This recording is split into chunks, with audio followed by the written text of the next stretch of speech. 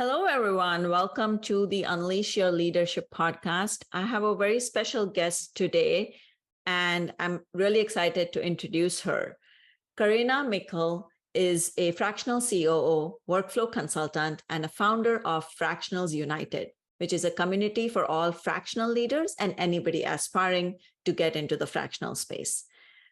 Karina, welcome to the podcast. Thank you for having me. Well, tell us a little bit more about you and what you do for the world. Sure. Many years ago, I started out as a teacher and then spent 2 decades in the publishing industry, where I first, became a leader and climbed the content operations ladder. After one too many reorgs and layoffs, I started dipping my toes into consulting and what would now be considered fractional COO work, but didn't have a name back then. Long story short, I was doing that for about 7 years, went full-time with one of my fractional clients, and then came back to fractional work at the beginning of this year. It was a very different landscape. On the one hand, there are a lot more fractional leaders. Fractional is in the news. On the other hand, it felt a lot more lonely and harder.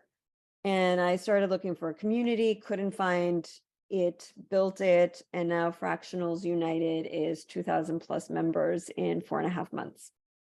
That's wonderful, 4.5 months. And I do feel this year I've been hearing the word fractionals a lot as well. So for those of us who are listening who don't necessarily understand what fractional means, share a little bit more about that. Of course. So fractional, in a nutshell, is a part-time leader. The only difference between a fractional COO and a full-time COO is that you don't do that for 40 hours. You do that for a fraction of the time, and you're doing some other work, whether it's another fractional or consulting or your founder on the side, whatever it is. I spend a lot of time defining or differentiating between fractional and consulting because people know consulting, people know interim. Fractional is a newer thing. So consultants tend to be project-based and external, and it could be a long-term project, but when you take on a consulting engagement, there is an implied end date and there is a scope. And you're also external. You don't have a team. You're not an embedded part of the leadership team. When you take on a fractional engagement, you're an embedded part of the team. You have people reporting to you. You can represent the company. You have a seat on the org chart. There is no implied end date. And that's the difference between fractional and interim. Interim, you are a part of the team, usually full-time, and usually there is an end date implied, unless you then become the full long-term person. So there's a lot of people who call themselves fractional because it's the buzzy thing, or there are a lot of people who are consultants considering going fractional.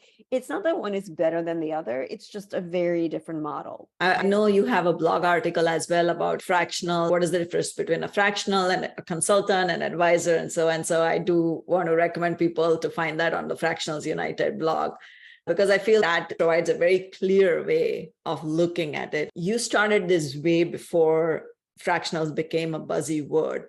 Yes. How did you feel going into it? Because it was probably something that wasn't as well defined, and having a full-time job holds more value, perceived value, I should say. And also, I feel people still have a lot of questions. How can a COO be fractional? Shouldn't they always be embedded? So I would love to hear your thoughts on when you were first starting out in this space. Yeah. So I used to explain what I did to people by saying that no one goes into business to start a business, or no one goes into business to run a business. And that the CEOs and founders get overwhelmed as soon as there's any modicum of success. They don't want to deal with the people. They don't want to deal with the back end. They just want to focus on the product, the service, the thing that made them open a business to begin with. So as soon as they get overwhelmed, they would hire someone like me to run the business for them. And that's what then became fractional COO work, because at any time I could be running 3 to 5 small businesses and small to mid-sized businesses at various stages, because I tend to and not all fractional COOs do this, but I start out part-time, half-time, then go more fractional once I put in the systems and people in place and stay on a maintenance level. Not all COOs want to do this. I know there's a fractional COO in the community. He's only 2 fractionals at any time, half-time one, half-time the other, and then he replaces himself and moves on. So it also provides flexibility and the opportunity for all of us to do this in our own the way we prefer to work. So I like having maintenance clients, which is once I've put things in place, they need me for maybe 5 to 7 hours a week so that there's still someone at my level leading the team, troubleshooting, and the founder can still focus on his areas of strength. Others don't want to do maintenance and just move on. And to answer your other question, the truth is, and people don't want to talk about this, is that unless you're a large company in scale up or in growth, most full-time people don't work full-time. Every 9 to 12 months, I would either get promoted, get bored, move on, or get let go. And I thought it was just a me thing, but since joining the community, I realized it's a competence thing. So many people have gone through the same thing. We're good at what we do. So unless there's a new challenge or a new need, or the company is an active growth stage, where once we do our thing, there's something new and more you need us to do. But if you're not one of those fully actively growing companies, chances are we're going to have a lot of spare time after 9 to 12 months. So you don't really need us full time after that point, and you're wasting money in keeping us on. So you can really be a successful, efficient, impactful COO and not be full time. That's really eye-opening for a lot of people, because not everybody thinks that way, and having a full-time job again is considered, people trust that, or it's considered the traditional way about going about things. But this is what I like about the current workplace and environment we are in, which is we are all exploring different ways of working. And I feel it just gives us more options, as well as people in the modern workplace, and trying to figure out what works best for us. And so it's great for every individual to figure out what works best for me, because what you talked about, which is after 9, 12 months, you're almost reaching this level of unconscious competence. Where you do things well, right? You start maybe at a conscious incompetence, but you get to the unconscious competence. And that's the point where you itch for something different. And either the company can give it to you or you have to move on. And it's something that resonated with me as well, coming from a technical program management background. I always said for myself and for others, I am working myself out of a job. I need to automate. I need to make things repeatable. I just need to put things into place. So then I don't have to do these things manually anymore. And the team doesn't have to do it. And then just move on to what else can we do? So it just sounds very similar in that sense. And it totally makes sense the way you described it. Yeah, it's ironic that when I was a full-time fractional, I was more stable than when I went full-time, and now I'm rebuilding my fractional business. Because when you have several things, like several clients, whether they're consulting or fractional or whatever, you can see when things are coming to an end or if things aren't working out, and you have like a small hole to fill, right? Because you've got several income streams or several clients. And it's a lot easier to fill one gap than it is to start over and replace your entire income. And that is the irony. It used to be that W-2 is what everyone aspired to, as you said, and is what was considered most stable. But in this economy and climate, it's in some ways the least stable, which is really weird. Yeah, that's true. That's true. I would love to go back to a little bit earlier time in your life and ask you, what did you want to become when you were younger? Oh my God, I wanted to be so many silly things. Astronaut, detective, like if we're going far back when I was a child, it's whatever I was reading about at the time. But at some point, I did want to be a teacher. I love teaching and books. which is why I went from teaching to the publishing industry for like 2 decades, because I loved books and everything to do with books. And when I burned out on teaching, because I was in university teaching high school girls, and I looked young and discipline was an issue. And I just got burned out because I come from an Eastern European environment where, God forbid, if I ever talk back to my teachers, like I would never hear the end of it. And I'm American through and through, but like the American, let's put it this way, the parents I was dealing with teaching the girls I taught had a very different attitude towards education. And the PTAs were not fun. Like the parents would blame me on any issues with their children instead of working with me to figure out why their children were not behaving as they should in a classroom. So I got burned out really quickly on doing that. And when I realized I couldn't keep teaching the books, I was like, okay, let me help make them. And I fell into operations. Like most people who go into publishing want to be an editor, but it was a lot harder getting an editorial job than it was getting a production job. So I'm like, okay, I'll start as a production assistant and then maybe make a lateral move. But I actually fell in love with production and operations, and it was a way better fit to my strengths and just who I am. So I never looked back. Yeah, that's wonderful way to start out and even shift over to something completely different. And that's what I like about the opportunities now. You can do so many different things. You don't have to do what you did or what your degree was probably based out of. So I love that story. Tell me, as you evolved in your career and you became a leader or you fell into it, what does leadership mean to you? And when did you first become aware of your own leadership skills and aspirations? So to me, a leader, it's the servant leadership model. Our job is to support the people who report to us, inspire them, bring out the best in them, not boss them around. I unfortunately had several really bad bosses or micromanagers.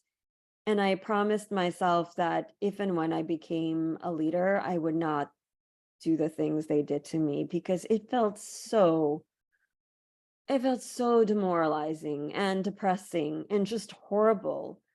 There was, I won't name names, but the one I'm thinking of, we're all so miserable. It was a challenge to want to get up and go to work. It was, yeah, we banded together. It was a small team. We banded together and we were there for each other, but it was miserable. It was some of the hardest times in my life. And it was all because of the person I reported to. And I realized I used to think that, and it's not realistic, but that there are so many certifications and licenses out there. And it's ironic that two roles that have the most potential harm do not require, and that's parenthood and leadership. Yes. Anyone can be a parent and unfortunately screw up their child for life. And anyone can become a leader and do the same.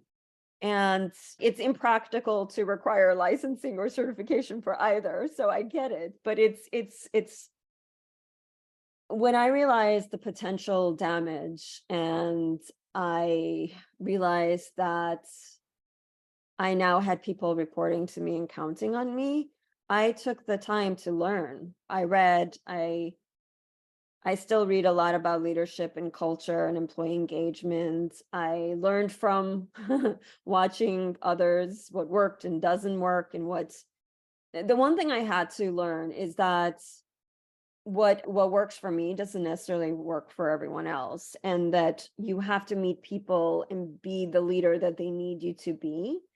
Mm-hmm. And to acknowledge that and recognize that. The other thing I had to learn is that leadership is about the what, not the how. So you tell someone where you want them to end up and why, and then you let them figure out how to get there. I distinctly remember one time when I was working at Oxford University Press and I was managing the production of 4 departments, and I hired a managing editor, which is like my second in command per each of the departments. And she was brilliant. She got her work done really well, really quickly, but not the way I would do it. And I literally remember biting my tongue and being, I am not going to say anything. The instinct was to tell her how to do it, but I recognized that that was a bad place to go, and I bit my tongue to stop myself from doing it and just to let her do it her own way. And she got there. She got to where I wanted and really well, but not the way I would have done it, and that was fine. But it was a realization I had to make, and I remember making that and being like, okay, I'm not saying anything. Wow. Yeah. I mean, that's so insightful because what you're saying is, as a leader, you have to do the harder things sometimes, and it can take longer. That's what leadership is about, is not taking the easy route, because it could have been so easy for you to just point it out and do it yourself. And I feel like a lot of leaders or managers especially is, oh, I don't know how this person's going to do it, let me just do it myself, it's faster. And it's very, very tempting to do that because it's also the easy way out. And so leadership is hard. Yeah. And one of the other things you mentioned, which really resonates with the quote that I truly believe by, is with great power comes great responsibility. It's the quintessential Spider-Man quote. And I do feel that leaders having this self-awareness that you just mentioned is really important, because as a leader, you have to be able to know how you're perceived as opposed to what you just want to be. I would take it further and say that, well, first of all, I learned that micromanagement usually comes from either fear or, I guess, lack of self-worth. I don't know. I think micromanagers either are afraid that their job is at risk, or like you said, they don't trust that the job will get done well. But that means you potentially didn't make a good hire. If you hired someone who is a good fit and trained them, they should be able to do the job well. Bless you. They should be able to do the job well. And you need to give them the chance to get to what you said, the competence matrix, right? It takes time. And if you're there to support them and help them get there, but if you take over, they will never get there, whether they're the right person or the wrong person. It's human nature. If someone is going to do it for you, at some point you stop. I've actually realized this in jobs where I have to be too much in the weeds. And I've told my bosses sometimes this, my CEOs, I have noticed this about myself. If I'm in the weeds, my higher level thinking just stops. It just shuts down. So if you will tell me do ABC, I will do ABC, but I will stop thinking about a better way to do that, because it's just monotonous and I just want it over with. If you want me to actually think about the best way to get from A to C, then don't tell me B. Just tell me C, and I will use all my skills and expertise to figure out the best way to get there. So if you find yourself micromanaging or being micromanaged, if you're being micromanaged, it's either try to have a conversation with your boss, and if that doesn't go well, look elsewhere. If you find yourself micromanaging someone, then there are some hard questions you have to ask yourself. Why are you?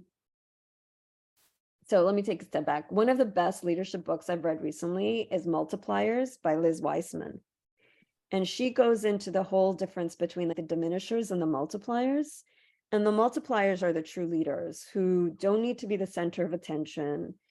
They realize that they are there to support and bring out the best, and that's what they do. Whereas the diminishers are the micromanagers, or sometimes she has a whole chapter on accidental diminishers, leaders who are well-intentioned but don't realize that they are bringing their team down by jumping in too quickly or doing all these other things, where unlike the diminishers who it's all about their ego and needing to be the center of attention and hogging the information so that everybody needs them, these accidental diminishers really do want to be good leaders, but for one of many reasons or not. And some of it is just because, oh, it's faster, let me do this, and don't realize the long-term danger of doing that by default.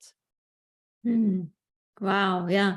There were two very important things I think that you mentioned there. One is, of course, like this whole concept of multipliers versus diminishers, and also the micromanagement aspect. There is advice there that you're giving for leaders, but there's also a lot that I think an individual contributor can get out of what you just said, which is assess by yourself where you're at or what you are getting, and become self-aware. Am I operating at the right level or not, or what might contribute or hinder the way I operate? You mentioned you told your boss, this is how my mind shift based on what you tell me.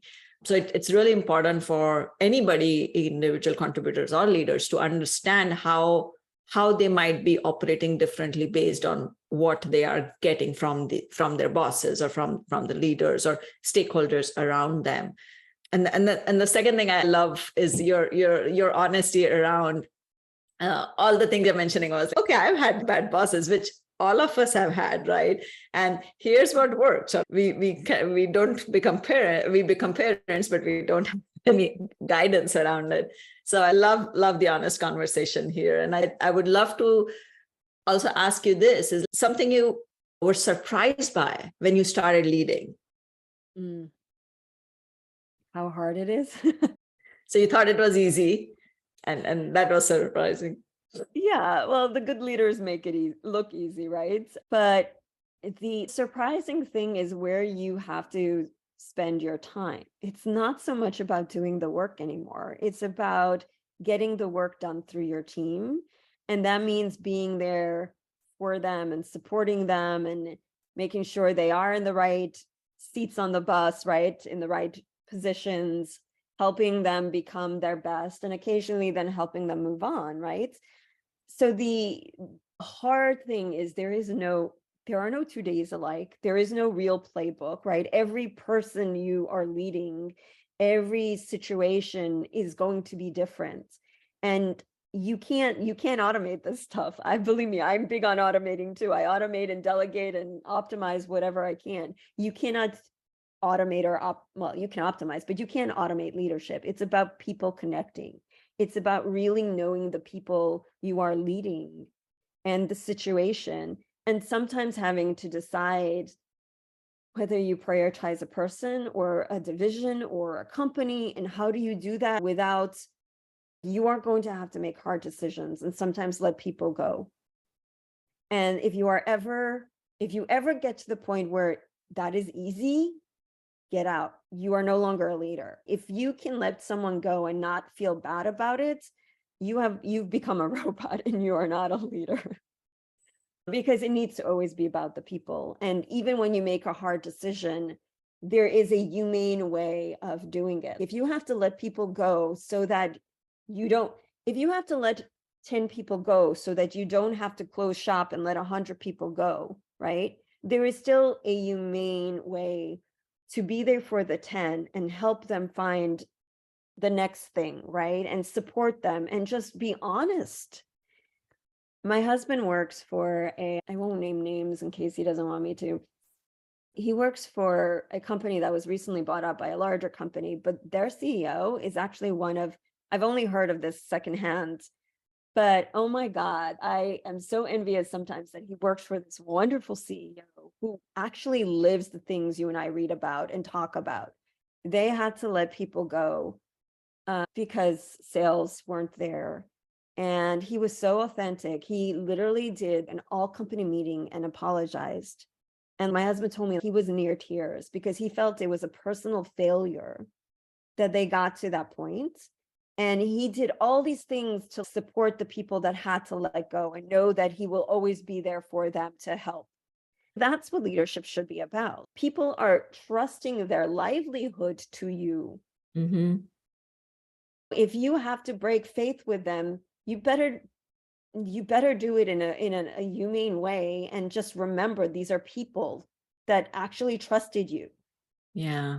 just with the current economic environment and so many layoffs, that is so relevant.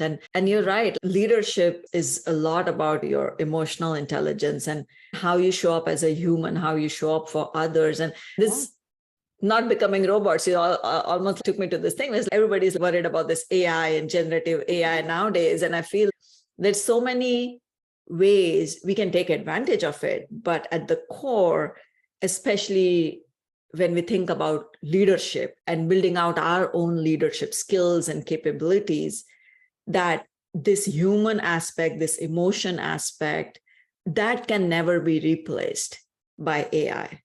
The AI can let the person go without remorse, like you said, but a good leader cannot do that or will never do that.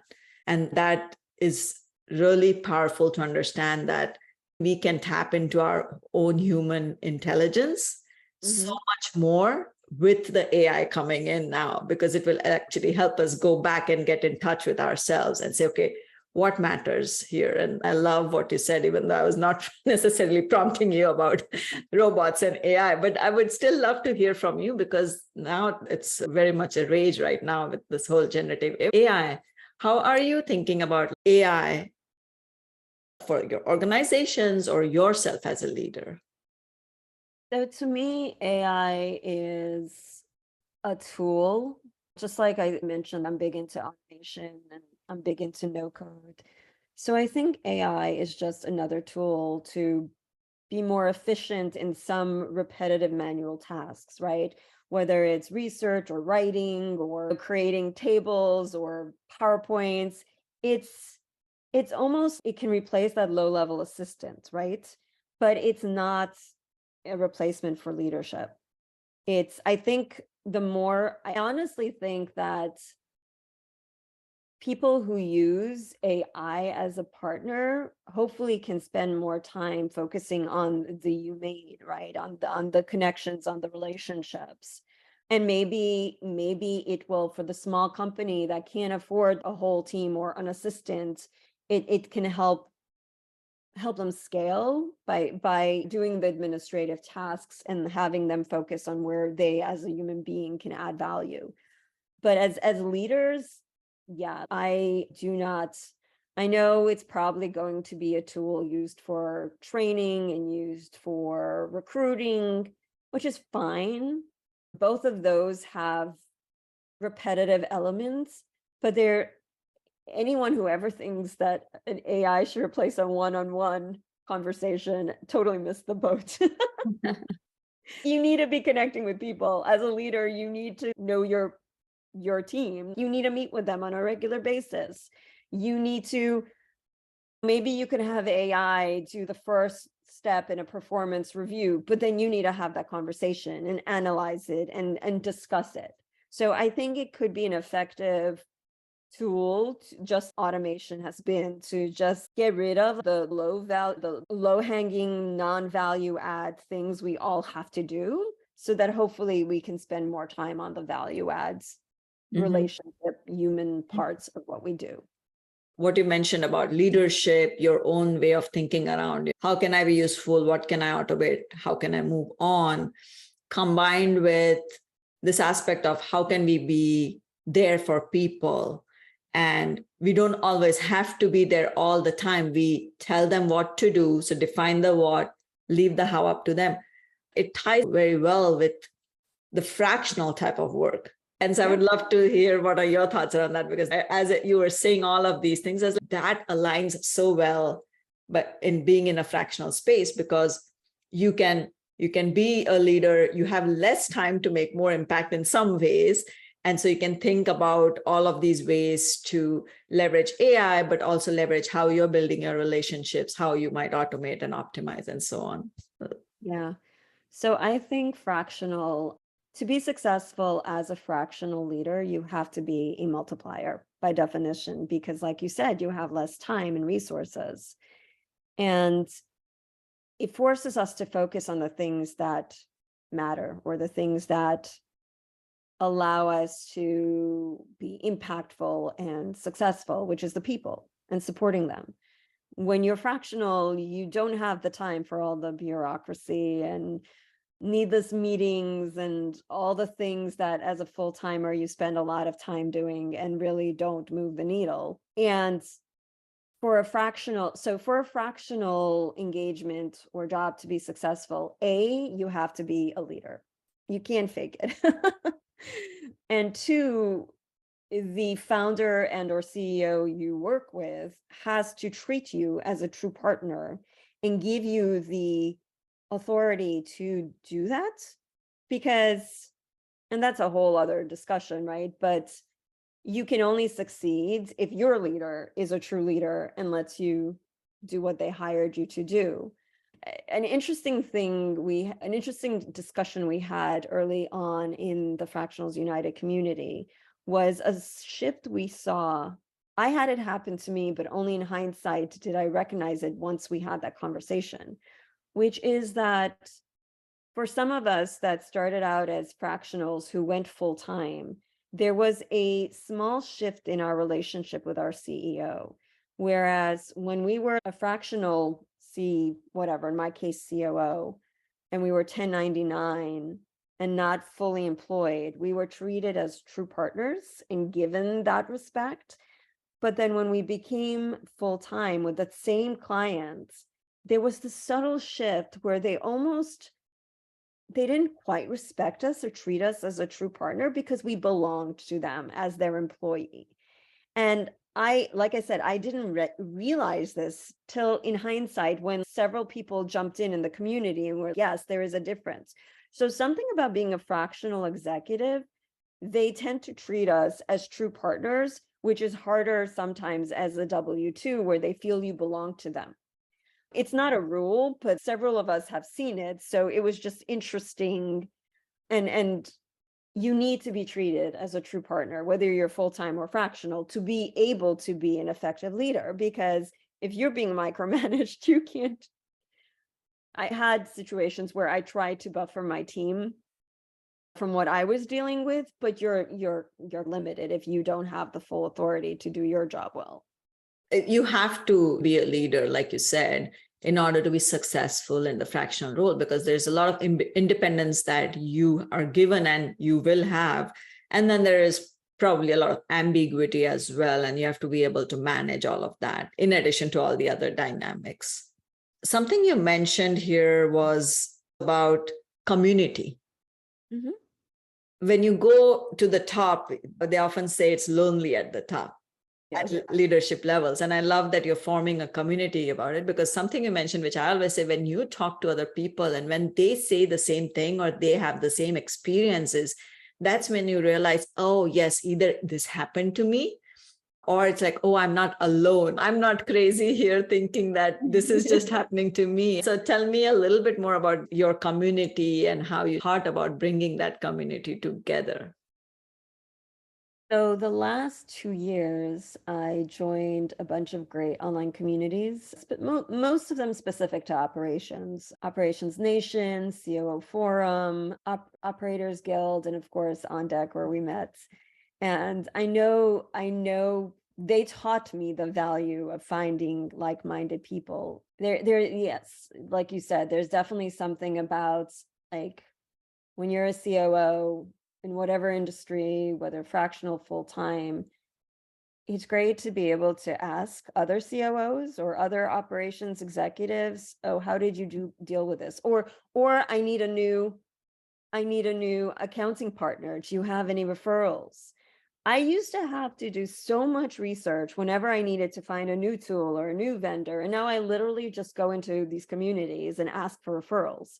And I know firsthand, it's people who have used these tools or experience firsthand with these vendors recommending them. So it's such it's a time saver. So it's investment that pays for itself over time. And yeah, it's definitely lonely because I'm a very not obviously, I'm a supportive leader and I have true relationships with my team, but there is a divide you cannot cross, right? Because someday you may have to either fire them or discipline them, hopefully not.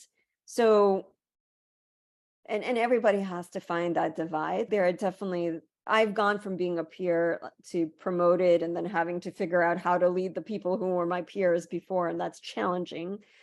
And I also have had team members cry to me during one-on-one, and I encourage them to bring their whole true self, and I am there to support their entire life. But I still can't turn around and rant and vent to them about my peers, because that's putting both of us in a very awkward situation, which I would not do. So you do need friends and other peers outside of your organization that you can be totally transparent with and safe with, both sometimes occasionally just venting and ranting because you just need to let it out, or to get an objective third-party perspective, right?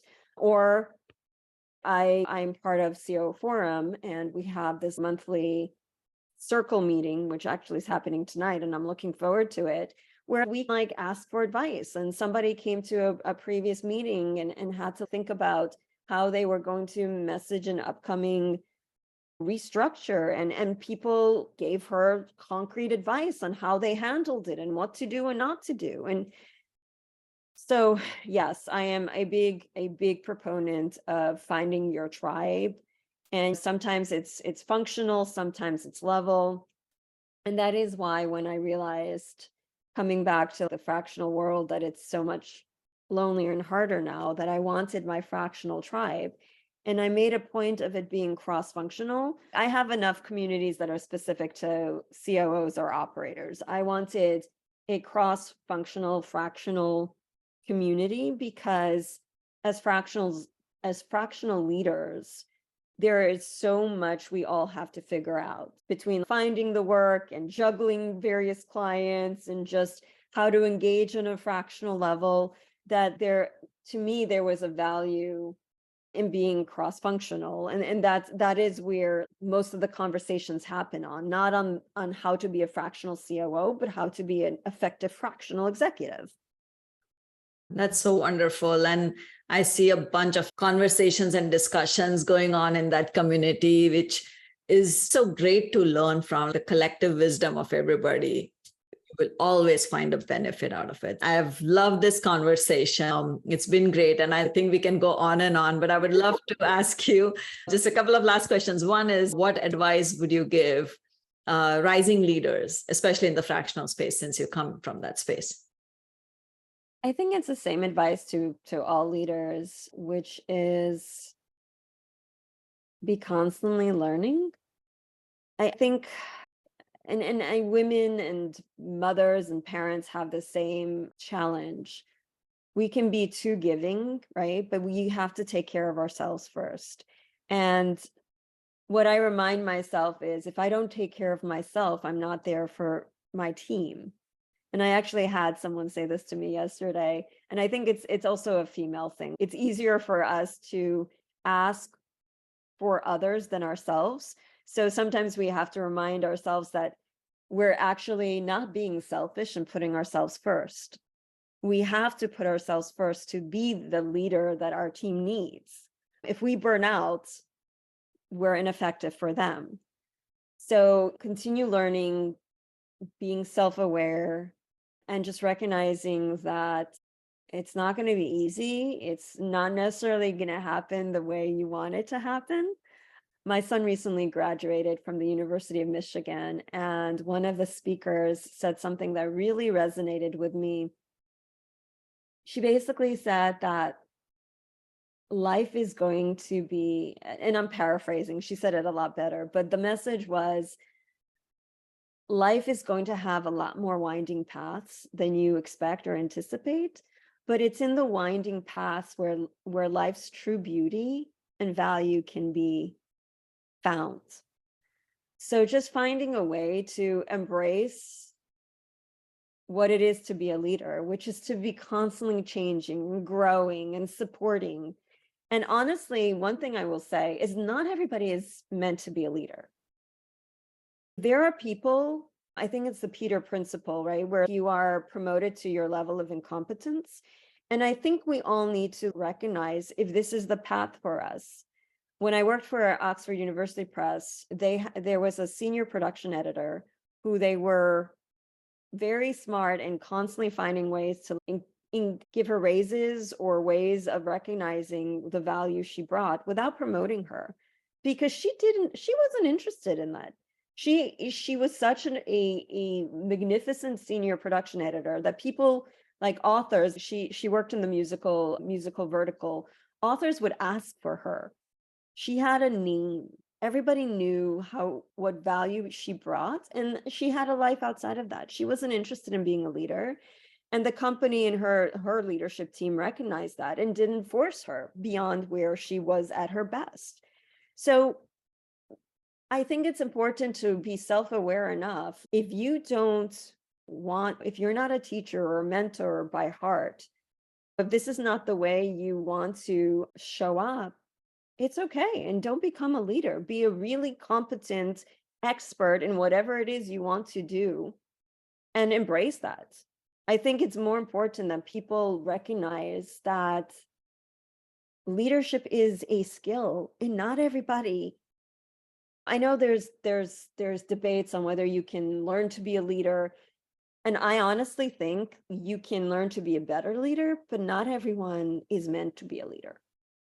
The way you mentioned 2 or 3 different things in here, from being parents, women, and then this notion of leadership, which is to recognize it for yourself that I don't need to be a leader. That's just leading yourself to a life that more works for you and not based on some societal expectations or perceptions. Yeah. And so there's power in that too.